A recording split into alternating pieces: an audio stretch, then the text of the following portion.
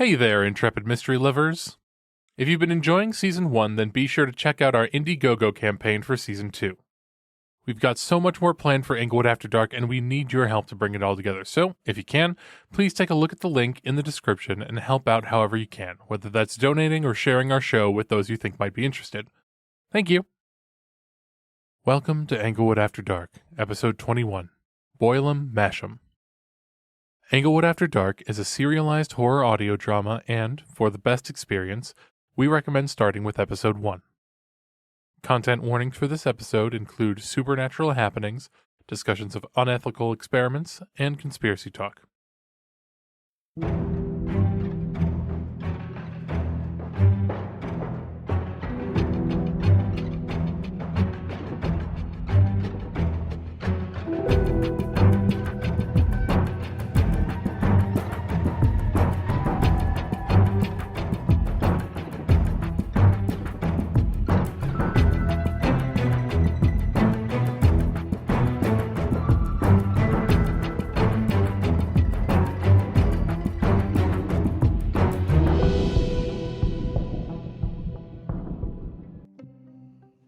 Hey there, intrepid mystery lovers, and welcome back to another action-packed episode of Englewood After Dark. I'm your host, Eve Pemberly, British Kung Fu mistress, and this is my co-host. And Nightingale, professional goofball. I said such nice things about you, what the heck? And I could have been meaner. Much meaner. We are joined tonight by our very special guest, October Jones, medium extraordinaire. And Chuck. Just Chuck. Not special, and I definitely didn't invite you. Clearly, you've never heard the phrase, "Don't bite the hand that feeds," Pemberly. Ew, don't say that. I don't want to think about you feeding me. Oh, you know what I meant. Have you figured out what to do about me being stalked by a ghost murderer yet? Well, no, but... Then shut up. Eve is a little upset. A little? Ugh. Wench has been upping up his ante recently, and Eve hasn't really had a second of peace all week. And I have a headache. Again. Which was worse, the flood or the fire? The fire? There was a fire? Small one. Did you seriously just say small one? In elaboration to a ghost setting a fire? You, the man who has, in the past, waxed poetic about goddamn Skittles? I like watching you turn purple, what can I say? The fire wasn't that bad, actually. Just the instruction manual for Carmen's hairdryer. It was in the sink anyway, so I just turned the water on. This was when she went back to the room with Sebedai. Don't worry, gang, we're keeping an eye on her. But when I turned the water on, the pipe burst. Hence the flood. Which was infinitely worse because we had to tell the RA and maintenance. And while Samuel was great... Monica was not. Wait, what happened with the RA? She was on my case because she hasn't seen me around lately. How's that any of her business? I mean, she thinks we're up to something, which, we are. But it's not like I can tell her that I'm haunted. So I was forced to stand there in the corridor. She tried to wheedle it out of me. Which was when every sprinkler in the dorm turned on. Class was very soggy. Yeah, and I get the feeling that they're going to try and blame me for all the water damage. You should get ghost insurance. Right, I'll just toddle on down to the ghost insurance agency and get myself some ghost insurance, shall I? Anyway, if you're joining us for the first time, welcome. You might be lost, so let's lay down some groundwork. Recently, investigations into the locked room murders revealed that the culprit was none other than the Englewood stalker himself, Lionel Wench. Unfortunately, he's been dead for some time, using his ghostly influence to kill without detection. Now, he's fixated on Evelyn Pemberly and hell-bent on making her life a misery. You stole my thing to say! And did it better. Eve! Don't do that. This isn't your show. You really took the fun out of that with your dead inside delivery there. Make a decision, Chuck. Are you helping or hurting? Helping. Put the Danish down. Isn't that Eve's? Hey! Here, Eve. Have some of these. They'll help with your headache. Oh, you're an angel. Don't mention it.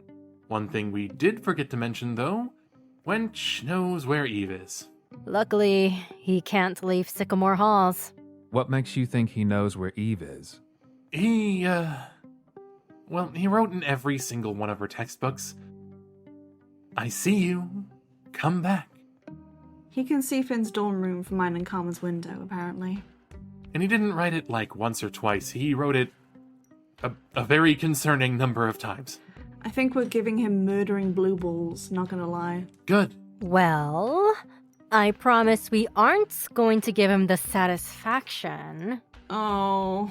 Ew. Yeah, regretting my word choice immediately. What I meant was, Chuck and I have been hitting the research pretty hard, and we're definitely gonna come up with something. We won't rest until we do. Actually, we will rest in between periods of hard work because Eve would not want us to die in pursuit of a ghost. Whatever. She's not sleeping? She's developed a system of saying she's heading out and then not actually going anywhere. I found her asleep in the stacks yesterday, passed out cold. October! What? You need to sleep. I'll sleep when I'm dead. October! Finn, do something. He of the midnight munchies and fucked sleep schedule? Yeah, I don't particularly feel like throwing stones from this glass house I'm in. I was gonna ask about holy water. Why? Are we fighting vampires? Please tell me vampires aren't real. They're not. So holy water only works on vamps. I have no idea. I've never met a vampire. But I'll tell you straight up that ghosts don't seem to care that much about the trappings of Catholicism. So no crucifixes either. My mom left me hers. Wear it every day. Still get possessed with no issues. Latin chanting? Might get you to third base with a really old Italian ghost. Are there any genuine cases of someone actually exorcising a ghost? That's the sticking point. We can find plenty of records of successful exorcisms, but how do we know that they were even real possessions in the first place? Or real hauntings or whatever. People with seizures, autistic people, people with general personality disorders, they were all very likely to be thought of as possessed in the past. Oh, Jesus. So we were trying to stick to newer cases of possession to try to avoid that stigma. Right. Unfortunately, not much has changed. Oof. So there's nothing? There is one way to trap spirits that, by all documented examples, is pretty foolproof. Do not get your hopes up. Why not? The process involves the use of an ancient incantation bowl. And since we don't have time travel or the ability to just ask a museum to give us an ancient Mesopotamian artifact, It is pretty much not happening for us. How did you come up with your seance ritual in the first place? my mom taught me how to do it. Said it was something passed down through our family. So I've also been trying to track down my own family history to see if they have the ways in which they figured it out documented somewhere. It's a Japanese game, right? The song? Yup, my mom's side of the family is Japanese and American. So maybe a Buddhist solution? Or a Shinto solution? Slow down there, Weeb. We don't know if it has anything to do with being Japanese. Maybe it's because it's a childhood game. Besides, I'm not certain religion is the way to go. Exactly. What if the ghost is a different denomination? Not a weeb. Sure, bud. My problem is I'm hearing a lot of no and not much yes. Are you guys saying you found nothing? Not entirely. We found this one case where the family managed to get rid of a ghost by using a tulpa of sorts. A tulpa? It's this thing. You basically create an object or person through spiritual powers. I'm still lost. You will something into existence. Through shared imagining, you create something. That's possible? Wait, what does that have to do with ghosts? The family in this case had a kid, and she got the whole family to believe in her imaginary friend, right? But that imaginary friend was a ghost. So the ghost became real. Sort of. It was manifested into a doll. What do they do with it? Apparently, they put it in a chest and dropped it into the Mississippi. I still don't see how this helps us. It might not, but it is something. And besides, Chuck has something to share too, right? Yep. Let me get set up, and we'll be right back after this commercial break. Hey, no. I'm drawing a line. You don't get to direct, it's our show.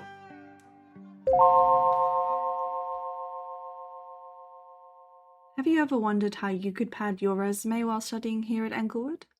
Are you in STEM and need some technical internships to get your foot in the door? Are you sick of reading 3 years experience on entry-level jobs? Well, Sunstore is here to help. They're offering 6 lucky Englewood students the chance to come and work in their New Hampshire lab for 6 weeks this summer break. Room and board are provided for the winners, as well as transportation costs. If you're interested or just want to find out more, visit the eNomad Twitter account for more details. Women, POC, and queer students are encouraged to apply. And we're back. And Chuck has police boxes. These are archive boxes, not police boxes. But do the police use them? I am not about to humor that line of questioning, Pemberly. Please help. You could have just carried them one at a time. Here, give me that. I was being efficient. You're lucky Carmen isn't here. She'd give you hell. For what? Poor lifting form. Carmen hates it. She's like the posture police. Which is yet another reason she doesn't like her new roommate, Sebastian Sloucher Westwick, who defies ergonomics and sits in the most uncomfortable position humanly possible. As Seb's long-running roommate and brother-in-arms, I can completely confirm that. It's unreal how flexible that man is. I've seen him in positions you wouldn't believe. What? World's straightest shower. Damn it. It's okay. Once we get rid of Wench, you and Seb can have your dorm all to yourselves again. Hey! No throwing food near the police boxes. Archive box. Oh, to hell with it. Look.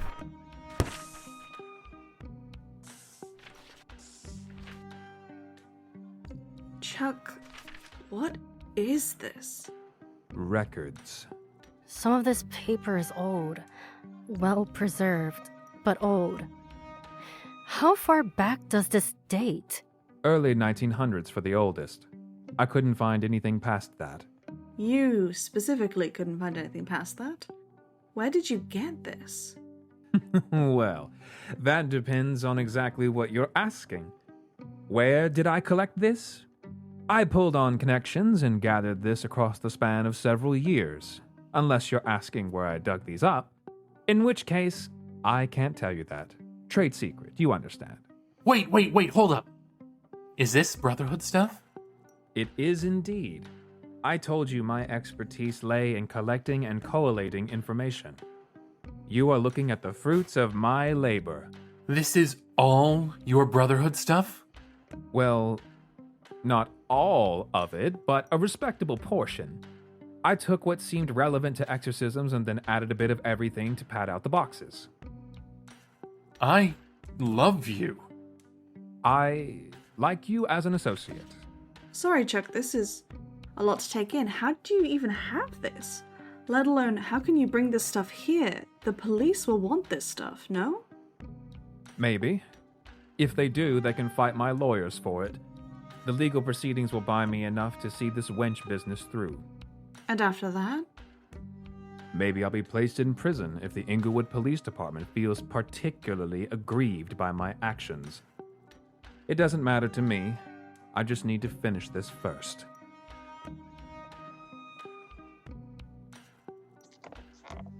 Wow, you're ready to go to jail for us? Thanks, Chuck. Wow, thank you. There is a lot here. I told you right from the beginning. I'm just trying to help. Where do we even start? This one. What's this? I, can't read Cyrillic script. Oh, that one. Flip a few pages through and you'll find some translations. Diary of Sergei's wife? What's that? Careful, that paper is old. Are you familiar at all with the Russian sleep experiment? It rings a bell. I'm familiar, but I know it's just an urban legend. Wait, it is just an urban legend, right? It is, according to my research. The Soviets definitely performed some less than ethical sleep deprivation experiments, but the reality is much less spectacular. So what's the diary for? Sergei was a Soviet scientist who sent regular letters to his wife. Sergei's wife was never named, but her diary gives us a third-hand account of what he was doing. The letters imply a kind of sleep experiment, but they don't go into great detail. We never found the actual letters. What about this? It's printed and the paper is in good condition, so it must be recent. A portrait of Paul Blaine? Ah, Paul. This one is from a couple of years ago. That one is a dossier. Paul visited Mexico some years back, and when he returned, his friends said that there was something deeply wrong with him. Was he possessed? Not quite possessed so much as influenced.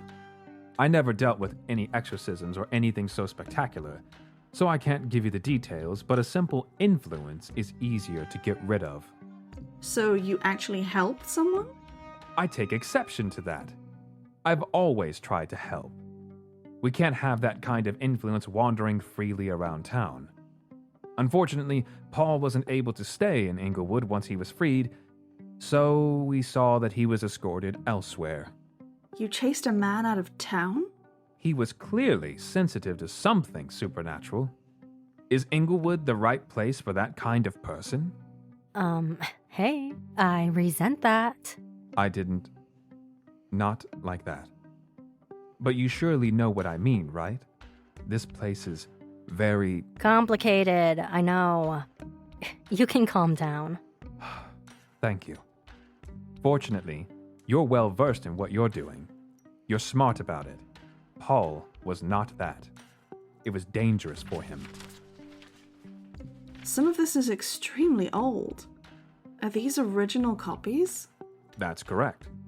I have backup copies, of course, but I hoped October might get something from the originals. I'm afraid I'm not particularly versed in psychometry. At least not enough to learn something from a document. Wait, versed in what? Does psychometry have a very different meaning that I'm not aware of? Psychometry is like, object reading. It lets you touch something and learn about it, so you can see the emotions and history of people who have used it. Unfortunately, it's not something I practice often. Even if I did, it would be difficult. Paper is, ironically, a difficult thing to read, unless it's a drawing, a poem, or something else artistic. Well, it was worth a shot. Occult methods aside, there's still a lot of reading material in here. What's this one with the star on the front? Oh, I added that one for your reading in particular. 21 grams, Duncan MacDougall. Oh, I know this one! Duncan weighed a bunch of dying people right before and after they died. He learned that they weighed 21 grams less upon death, so he thought that the soul weighs 21 grams. That's not quite accurate. Though, to be frank, I didn't expect you to be familiar at all. Why not? I like the soul stuff. I'm also familiar. He weighed several dying people at a retirement home, right? Before and after death. But his experiment was discredited at the time. Correct. MacDougall employed some questionable methodology, and the tools available in 1901 weren't accurate enough to reasonably measure a small change like that. Oh. Hang on, you included this specifically? Why? You just said the experiment was discredited. MacDougall's experiment was discredited, yes. A scientist performs a dubious experiment, publishes the results, captures the public's fascination briefly before being lambasted for his flawed methodology. But alas, fascination is a very powerful tool. Pemberly, you'll find one of the documents labeled 21 grams is actually associated with Inglewood. Oh? Professor Calvin Nielsen, who taught... Wait, seriously? What is it? We had a parapsychology course in the 2010s? We did indeed. Oh, let me see. Hang on, I'm still reading. This is my angle, Eve. Please, that's all I have left. Psychology is my angle. And para is mine. Please, no fighting over the documents. Some of them are very old and delicate. Let's see. Calvin Nielsen, parapsychology at Englewood. Wait. Nazis? Nazis? What? Unfortunately, Nazi scientists have a poor reputation for good reason. Many were willing to administer experiments that were unethical, unpleasant, or to be plain about it, evil. We typically don't reference anything they discovered for this very reason, but Nielsen did. Jesus Christ. If you check his references, you'll find that he cites 2 German papers dated to the late 30s. These papers no longer exist. The last known copies were tracked down in the 80s and either destroyed or hidden away somewhere. Trust me, I've looked. But if you look deeper into that folder, you'll find several other papers cite the same sources. Based on these periphery clues, the destroyed papers supposedly detail a much more comprehensive version of MacDougall's experiment. I don't even want to know what comprehensive entails. That is a reasonable reaction. Whatever this paper detailed, it convinced a select few from whom MacDougall had not. In particular, it convinced one Englewood professor that if souls had weight, then they can be physically interacted with, held, transported, or even stored. Thoughts, October? Maybe. Spirits like Wench have already shown they can interact physically with the world. There could be some way for the world to interact back, especially if they have weight. Worth looking into? I think so. Chuck, could I borrow these documents and do some reading? Of course. I brought them here for this very reason. Please, just be careful. And I will reiterate, some are very old and delicate. What's this?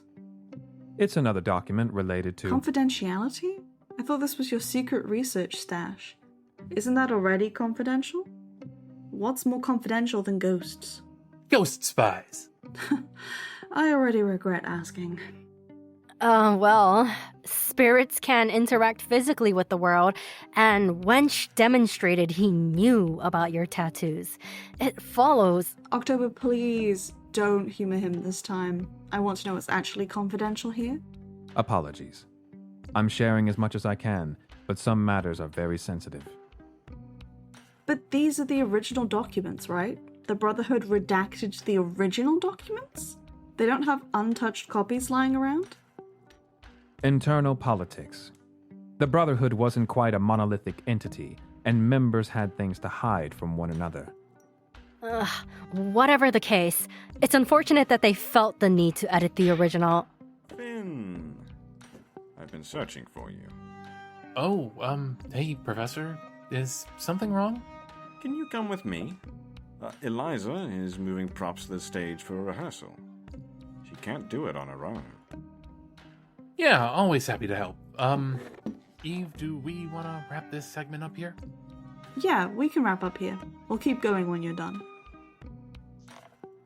Do you need extra help, Professor? I just need one of you. Thank you for offering, Eve. Finn? On it, Professor. I'll be back in a minute.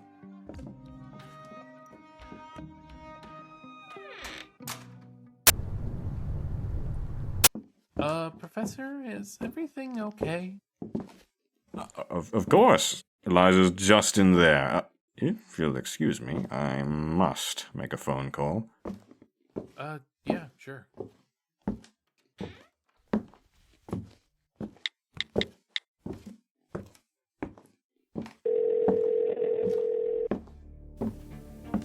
What?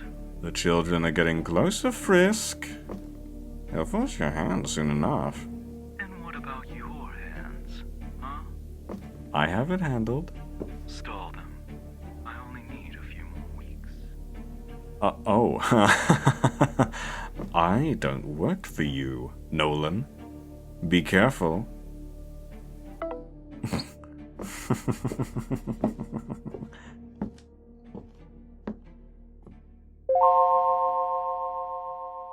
Hey there, intrepid mystery lovers! As opposed to our regular announcements, I'm excited to let you know that we have another sponsor. Yes, joining our now growing list of esteemed partners alongside Bean Guru, we are now partnered with Bejeweled. You may have noticed that our team here at Englewood After Dark have been doing quite a few more seances and ghost hunting than we normally do. Well, the owner thought our purchasing was a tad excessive and asked us why we needed so many. We talked to her about the podcast and bam! New sponsor, baby! So, if you're looking for candles, incense, gemstones, or just want to get in touch with your spiritual side, head on down and check it out. Just don't go running around holding a bunch of seances, okay? The do not try this at home is usually implied with most things we do on the podcast, but right now especially. It's best to leave the ghost hunting to the professionals. In fact, if you want to pick up some sage, salt, or obsidian for protection from spirits, it's strongly recommended right now. Just mention your friends of Englewood After Dark to Morgan at the register and get yourself a 10% discount towards warding off the likes of Wench, Schmidt, and whatever else might be lurking out there. Stay safe.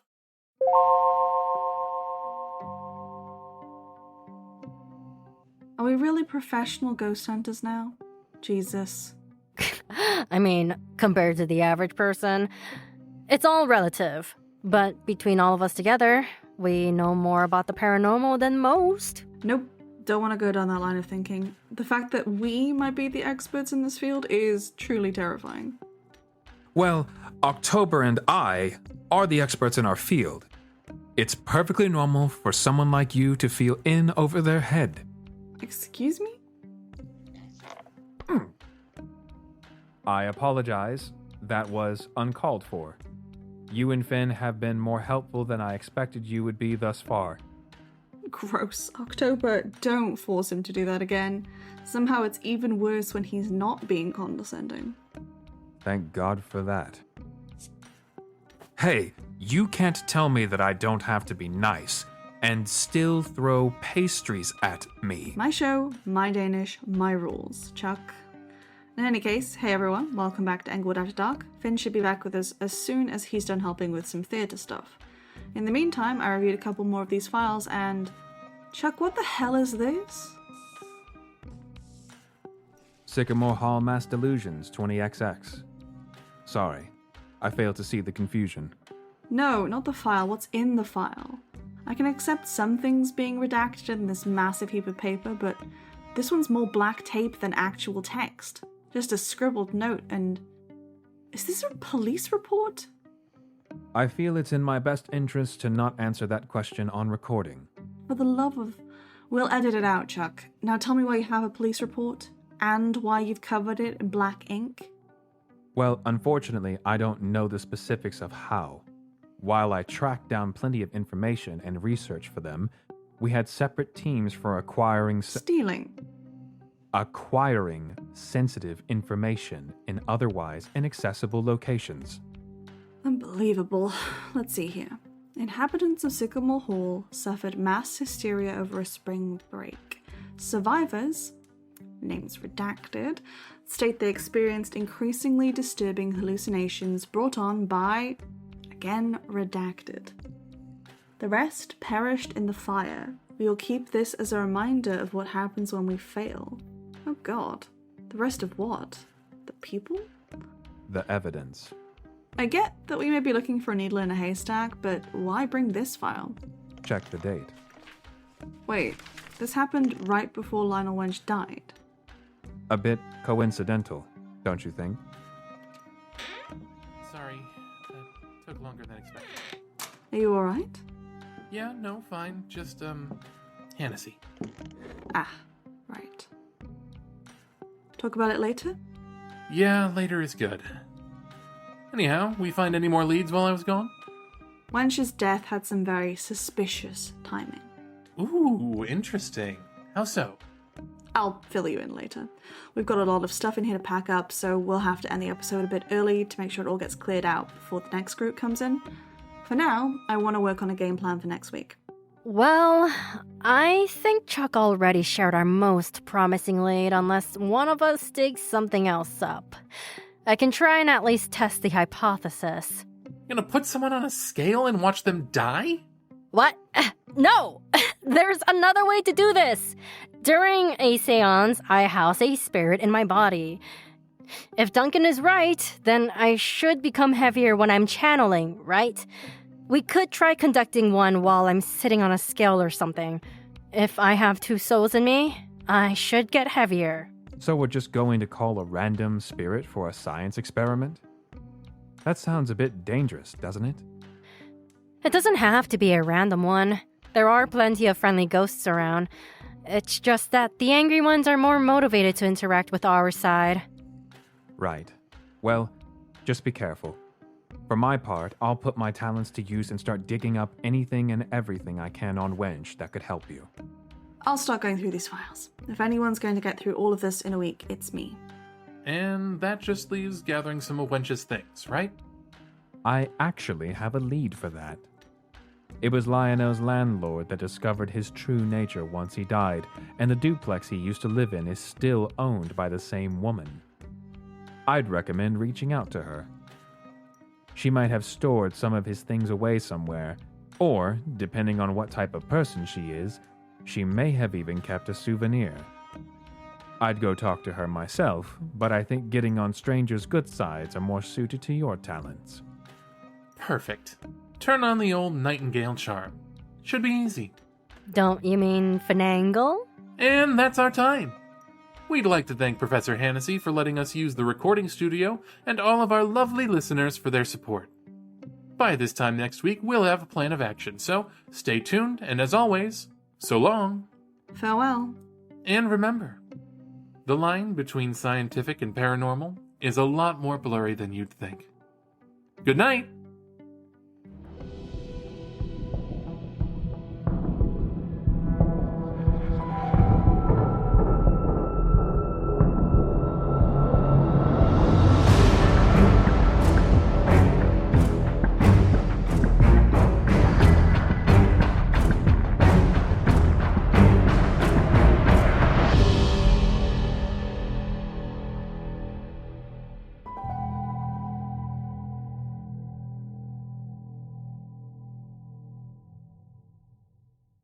You just finished listening to Englewood After Dark, Episode 21. Remember to check the link in the description for our Indiegogo campaign if you haven't already. We're really excited about Season 2 and would love to be able to continue the Englewood After Dark series. If you'd like to support us in other ways, please drop a like or comment on your listening app of choice. Or check out our community Discord server to connect with other Englewood listeners. Link in the description. This episode starred Dennis Ortman as Finn Nightingale, Hannah Brown as Eve Pemberly, Angie Min as October Jones, Ostie Hobbs as Charles Huntington III, or Chuck, L.M. Pepperell as Nigel Hannessey, and Doug Grosser as Nolan Frisk. Written and sound designed by Hannah Brown, Dennis Ortman, and A. Rose. Special thanks to the talented Athan for our on-air music and Nicholas Gasparini for the opening theme. Before you go, we'd like to introduce you to our fellow horror series, Graven. Graven is an audio drama set in a world ravaged by a divine apocalypse, where those left alive endure an unending hellish winter. Hope you enjoy. I really thought I was alone. Between the still silence and all those people in the sky, it was pretty easy to convince myself of that. But now, after hearing that voice on the radio, I don't know. He's watching over your mother, making sure nothing bad happens to her. Same as how he's watching over you and me. My name is Abigail, and this is the Essential Guide to Staying Alive. If you happen to find this copy, congratulations! Your chances of survival have doubled. Now, be a brave boy and don't cry.